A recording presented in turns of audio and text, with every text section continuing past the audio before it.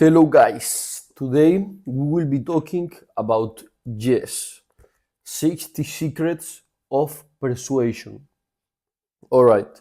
So many of you will may have heard about the most typical cognitive biases or cognitive triggers in order to incentivize people to buy, right? Some of these main cognitive biases to take into account are, for example, the fact of creating a sense of urgency, like they need to buy now, or the deal, the offer is limited in terms of time and quantity. However, I think that a lot of these practices and ways of trying to motivate people to take action have been obsolete. They've become obsolete due to the big use they got. As in, everyone who started e-commerce and all of these online businesses uh, were using like buy now, this offer is ending in 20 minutes, or there are only 15 pieces left, wow, and people got used to these offers and this marketing, so they became less sensitive to it, right? So I will be giving some other, I'm gonna talk about 10 more secrets or tips given in this book. I think this book, it has some valuable information. It's a nice book to have nearby all the time whenever you are doing some marketing campaigns or releasing a product. It's always good to have a read through the 60 different secrets or tips of persuasion, because there is always one or two which can be useful when promoting, marketizing something. So I will talk about 10 different tips, trying to avoid the most common ones as urgency, social proof, etc. But for example, social proof is actually a super important way of making people buy by showing how other people already took action, and maybe testimonials or proof of progress or success. So a very important factor, for example, when you look at all of these influencers which already grew their websites, they already have like a high, maybe 6 figures, 7 figures, something like this. The thing that keeps making them grow is the amount of testimonials that they show. For example, if you look at most of these big influencers, for example, in the fitness industry, they already have more than 1,000 testimonials, right? So if someone else is looking for a new personal trainer, let's say, or someone to teach him how to do something, he's of course or more likely to choose someone with such a big portfolio of testimonials than someone that has no testimonials or a very low amount, because of this thing called social proof. And social proof can be positive or negative. If you have like a big amount of people which is dissatisfied with your products or services, this will have a huge negative impact on your sales. As a tip that I really liked, that I saw that I'm using a lot now, even to persuade yourself, is the fact of asking. So let's say we have two types of consumers. Number one is already conscious and aware of a certain type of product, but he just needs to take action. When you are targeting this type of consumers, type one, you need to give a direct sentence like just do it from Nike, right? And then whenever you are trying to look for some new customers that might not be so motivated to buy your products, etc., it's good to ask them a question like an espresso. What else? You know? And asking questions sometimes is even good to persuade yourself. So if at the beginning of the day you are that type of person that will write lists, the list of everything you need to do throughout the day, like I do, it is a nice way just to add at the top, will I? So, will you read this amount of pages? Will you complete all of these tasks? Blah blah blah. Like this, you can persuade yourself a bit more in order to see to of till what extent you are capable of. Something to take into consideration when you're about to negotiate or you are getting persuaded to buy something. These are two important factors whenever you are negotiating or you need to make an important decision. So before making an important decision, negotiating something, whatever, bear in mind your mood. How are you feeling? Because firstly, if you are tired, you are easily persuaded, right? And secondly, if you feel sad or you are feeling a bit down, you will be willing, for example, to pay a higher price for something or give out something for a lower price, right?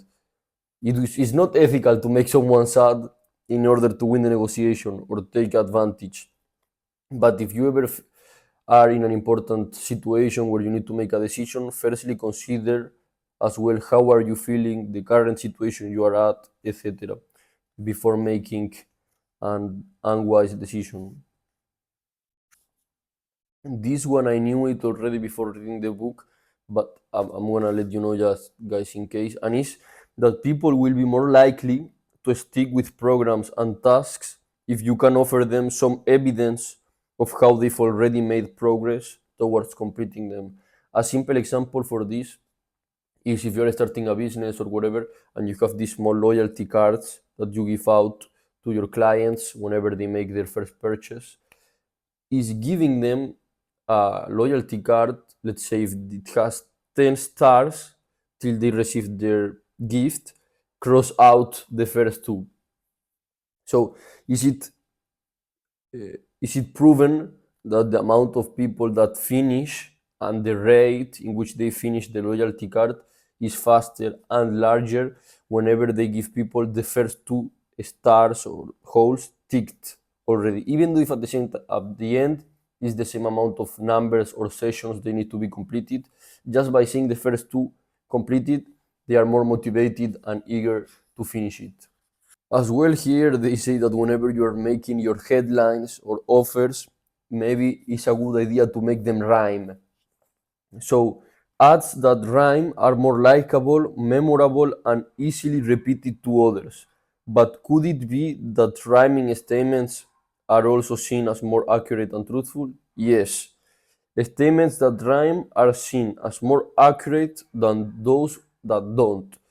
So if you're thinking in creating your landing page, website, selling, making your offers, products, consider the fact of making them rhyme. As well, when you're about to sell someone a product, it's important to ask them why they are interested on it or why they think that it might be an important or a positive decision to buy it. And as well, whenever you are selling, the importance of saying because. So this is super good for you, blah blah, this, that, because pam pam pam. So the owner is able or the buyer is able to process it, process the benefits. And whenever you ask someone a question, don't ask like what are the eight most important things from using this technology or this product. Ask them what is the most important reason.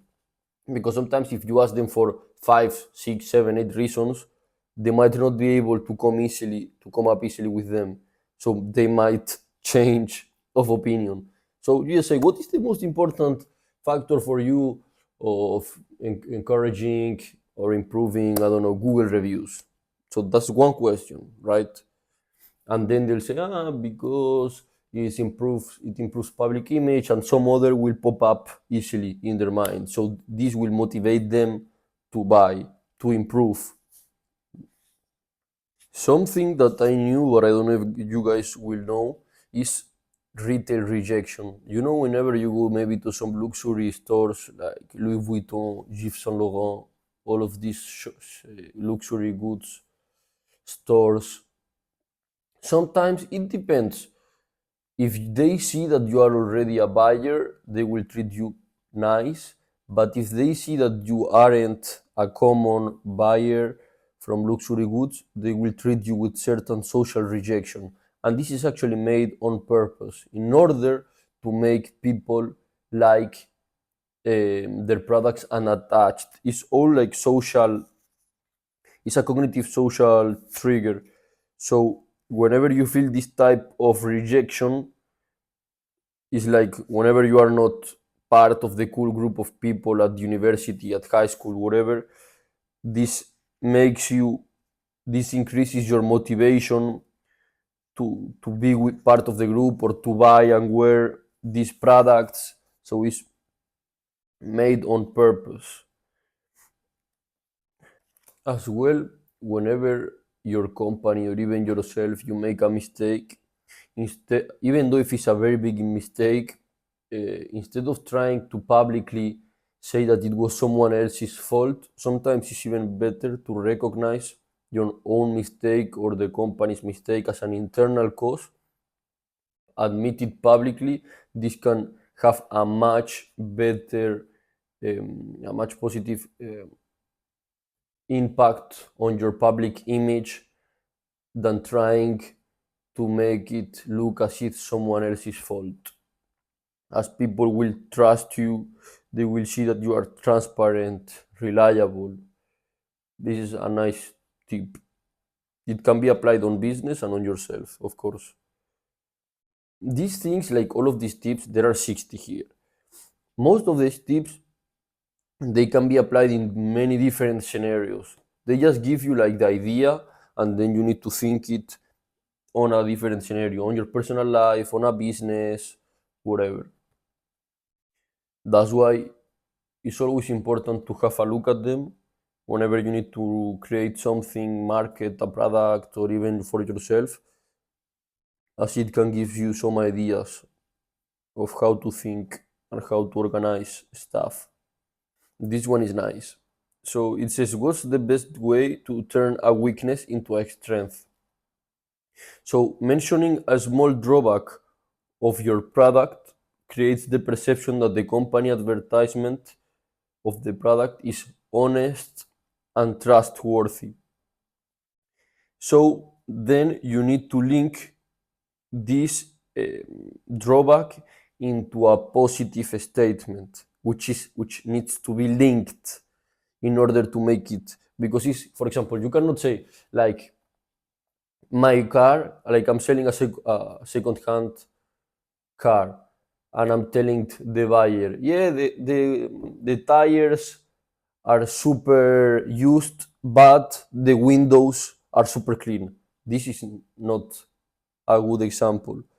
You should say, for example, the tires are super, let's say, super used, but you can do 100 kilometers more with them, or 1,000 kilometers more with them before changing them. Something like this, a drawback with a positive statement that is related, is linked. For example, L'Oreal, they say, we are expensive, but you are worth it. You know, so this type of stuff. So you need to highlight like a weakness or a slight limitation before going on to describe the positive characteristics. This will make people think and show that you are trustworthy, honest, reliable, etc. I don't know how many I've said. I want them to make them fast, you know, because they are easy to understand and you can just remember them. As well, sometimes whenever you are gonna meet someone new, is it better to have someone to make the introduction for you in order than you make it yourself? As in, let's say you are someone that has, I don't know, 5, 10 companies, you speak 4 or 5 languages, houses all over the world, all the year round traveling. Sometimes if you tell this to someone, they might think that you are trying to be cocky, you are trying to show off, even though it's not the case. But that's why sometimes, and people at the same time may think that you are exaggerating. So they will trust it. They will trust more if they hear it from someone else, and like you even more if it's said by someone else than by yourself. The last tip I'm gonna say and recommendation fast because I need to leave to the airport right now. I'm going back to Spain. I'm currently in London. I don't even know what time is it, but I'm just gonna say this tip, close it, and I'll update it. I'll upload it on Monday. Yes. So basically, the importance of whenever you are kind of like so whenever you're selling something, let's say your product is number two on the market, or let's say number eight, is to use typical numbers easy to understand and easy to remember. You are not going to say my product is in the top 56. It's better to say top 100, or if it's number two, you say top 3 or top 5. Numbers and statistics that are easy to remember, the ones that are most commonly used, they will have a much bigger impact than if you just say random numbers. Okay. Yeah. So yes, yes, yes, yes. 60 secrets of persuasion. Okay. See you guys. I'm leaving to the airport. See you. Take care. Ciao.